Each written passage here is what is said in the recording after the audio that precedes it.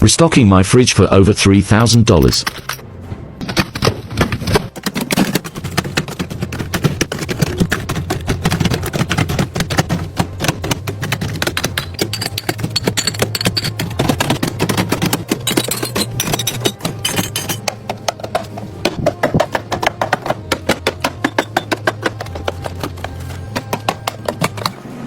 Come with us to get our monthly $1,000 worth of grocery. As usual, we start off at Sam's Club. The first thing we do is grab snacks before heading over to the frozen food section. Here we got some salmon bites, ground turkey, some chicken wings, and then we went over and grabbed eggs, milk, and some bread. Then it was time to get the kids some lunch items. They like Lunchables, chicken nuggets, french fries, that sort of stuff. I was using Scan and Go to make the process smoother, but my phone ended up dying, which also had my shopping list in it, so we didn't get everything we needed. The total was $489. We usually spend around $600 here, so I knew we were missing a lot of things. Telluride should just go ahead and sponsor us because I'm always on here bragging about my extra storage space as well as all the cargo space in general. It easily fits the $500 worth of grocery plus all 5 of us, still with plenty of room to spare for our next grocery store. There's a grocery shopping bill in 2025. You know how much stuff I got? Look at this.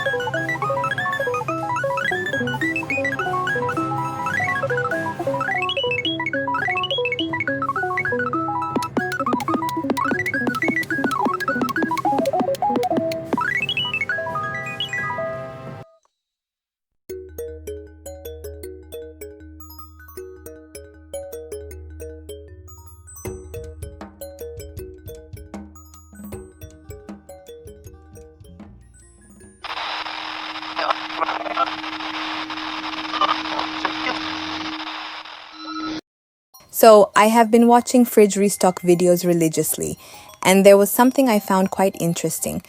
Food restocks or shopping between developed and non-developed countries. What people value or tend to go for when they have that money. And it has been interesting to say the least. In developed countries, yes, there will be junk food, but when a person from a developed country, mostly in America, goes grocery shopping, if you want to know whether they are rich or just have money, you will see that she has mostly veggies, clean meat, basically organic food, while people who are financially struggling tend to eat mostly fast food. Apparently, organic food is very expensive in America. Now, when you come to developing countries like Kenya, for example, you will notice their food restocks are different. A person who is financially good, you will see they eat a lot of junk food like pizza, soda, fries with meat, but people who are poor, they eat organic food like sukuma wiki, cabbage. There is even a joke about this, that when you have money and you see that people have cooked sukuma, you suddenly don't have an appetite. Your taste buds have just changed. So the basis of this video is that there is an irony of how food is used to show wealth. In developed countries, organic food is seen as a wealthy people thing, while in developing countries, junk and processed foods are seen as a wealthy people thing. In this video, I'll be comparing mostly Kenya, the country I am from, and America, because I consume a lot of content from there. The differences between their grocery shopping styles and why. Out of 340 million Americans, 208 million of them are moderately obese. And when you compare it to Africa, specifically Kenyans, only 10% of them are obese. Just for reference, there is like 55 million Kenyans, so that is like only 5 million. I'm not going to discard the fact that in most of these stocks, there is a lot of junk food, but at the same time, they love their organic foods, especially fruits, the exotic ones, and veggies. If they eat meat, it is going to be grass-fed. You get what I mean? Which is such a common thing in other countries. And they are crazy expensive too. Like, what is grass-fed? Don't cows just eat grass? But when you look at other countries, mangoes, veggies are everywhere and very fresh too. Like, you just know these came from Mother Earth. And when you look at the comments, many people complain about not being able to afford these organic meals like every week. The Americans, that is. As for Kenya, what I usually see that when people go for these grocery restocks, how to know whether they are in a comfortable financial position is that you would see a lot of junk in their cart. And by junk, I mean sodas, artificial juices, basically things that are found in the supermarket. I don't know if you guys watch American vlogs and or those from the Western countries, but basically when they go out for either brunch or lunch, or maybe it is just the people I'm watching, but they will order like the most mundane thing, like if it is a salad or something. But for a Kenyan to go out and order a salad, I have only seen this with foreigners. It is always junk, junk, junk. So think about fries. We call them chips here, sausage, fried chicken, pizza. I remember back when I was in primary school, let us say you saw that person who would get pizza every Tuesday. These people had money. And this isn't just surface level where it is just preference or is the norm in every country. There is some nuance to this. So let us talk about this, the paradox of food and wealth. I know in a lot of my videos, I usually like going back to the past, the history of it. And that is just because everything we do in this world, it is all about patterns. And what is history? It is the study of the past, present to realize these patterns and maybe plan for the future. Americans didn't always eat or rely heavily on junk food. In fact, most families, especially in the 1800s, made meals from scratch. However, now, it has become such a foreign concept to them, like the whole Nara Smith and ballerina farm drama. People were so shocked that there are some people who make food from scratch. But it is not entirely the people's fault. Their circumstances made them that way. Because of their world, these people don't even have the time nor resources to make food from scratch all the time. So what do they turn to? Already processed food. To be honest, the first time I started consuming vlogs from America, I was so shocked to see that they had already peeled garlic, chopped veggies, and sometimes even onions. The industrialization phase in the 1900s had both women and men working. Some even moved into the cities. Who had the time to cook? So, what starts becoming more reliable? Processed foods, already canned foods, which tend to have more sugar and chemicals as compared to the real thing. Like a real pineapple is better than canned pineapples. You get? Sugar can also be very addictive. So it makes you keep coming back and back for more because it triggers dopamine release. It is the same with these additives and preservatives. Foods like commercially made white bread, margarine, instant noodles started replacing real food. There are also other factors. Meanwhile, in Africa, most of our countries gained independence from like the 1940s. I mean, the first country to get independence here was Ghana back in 1947, and Kenya, my country, gained independence in 1963 and became a republic in 1964.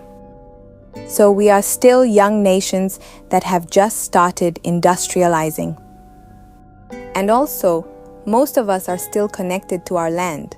A good majority still farm, by the way, thus making food cheaper. Veggies like tomatoes, you can sometimes get a kilogram of it for less than $1. A whole cabbage can be like 30 cents. You may say, Aliyah, isn't this good? Yeah, it is, but most people don't see it that way. In my unpopular opinions video, I said this: if something is in abundance, then in human eyes, it is no longer valuable. This is because we are just used to seeing or receiving it. But once it becomes scarce, then it becomes valuable.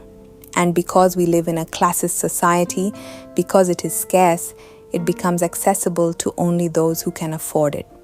And most of the times, it is the upper and wealthy class. And we will see how this plays out. America has limited farmland and most of them are ran by corporations. So naturally, organic food becomes limited or not easily accessible to the everyday person. I mean, they can't even own a house. How can they even own land without selling an arm and leg? In Africa, even if you are poor, you most probably have land inherited from the ancestors. even though some of the governments are trying to take away those rights.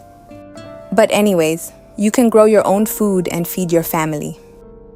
So how our classist society tries to diminish this advantage is by selling us this idea that imported food is better, items that can't be found in our country.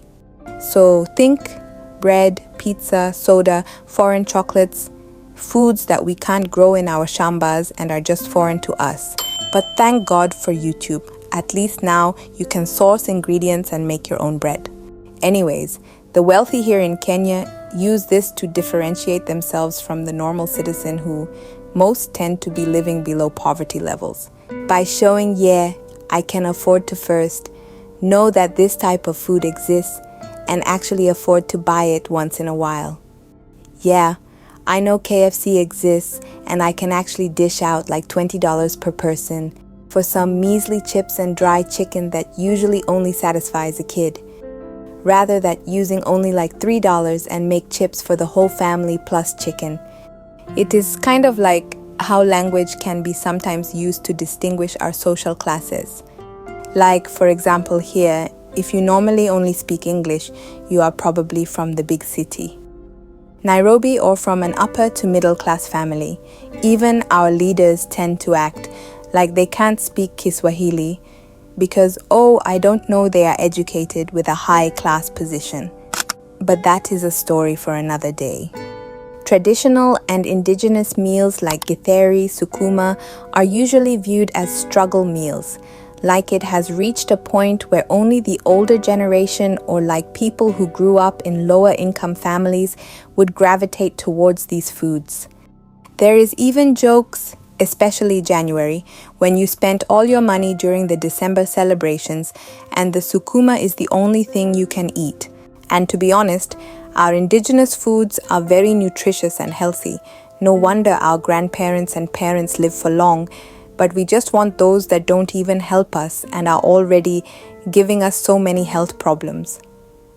And also, I think colonialism is a part of this, because we became so brainwashed into thinking that everything the white people, Mzungu, did was better. That is, their architecture, clothing, and even food. We tend to demonize our own indigenous foods, which tend to be healthier, cheaper, and nourishing. And instead, go for the Western ones that are usually imported. In our minds, what is marketed as foreign is better. And this doesn't usually apply to food only. It could be our beds, chairs, skincare. That is why I am always fascinated and I admire how East Asians, especially the Chinese and South Koreans, are always loyal to their culture. Like I would watch some of their vlogs and they would be traveling to another country, but they can only eat Korean food, or they try the other country's food for a while and then later they just want Korean food. But when you look at America, there has been a cultural shift. Like we see many, especially white Americans, tend to go for other indigenous people's culture. But the problem with most of them, and I don't know if it is their education system, instead of appreciating the culture they admire or wanting to learn more of it, where it came from, they just take. Many Americans have started seasoning their food. I usually see in the media, a lot of them take Chinese takeout, go eat Indian food or matcha, which is like Japanese. So I guess we are in some sort of cultural exchange where we prefer the other's culture's food more than our own. I don't know if that makes sense, but yeah, this is what I have observed so far. Have you noticed any difference, or am I just overthinking things? Let me know your thoughts in the comments.